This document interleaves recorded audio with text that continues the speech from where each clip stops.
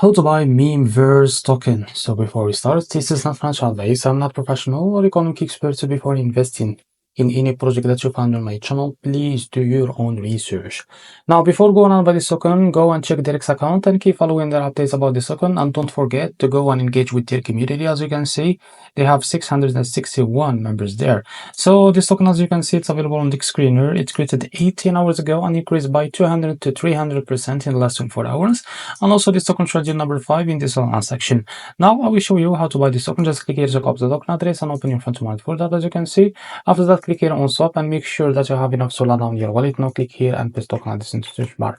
As you can see, this is also gonna click on it and click on I understand. Now here you can type how much you want to buy, and this is how much you will be able to receive that token. After that, click here on swap and you will be able to redirect to the Jupiter provider page to complete the buy process. So this is how to buy Memeverse token.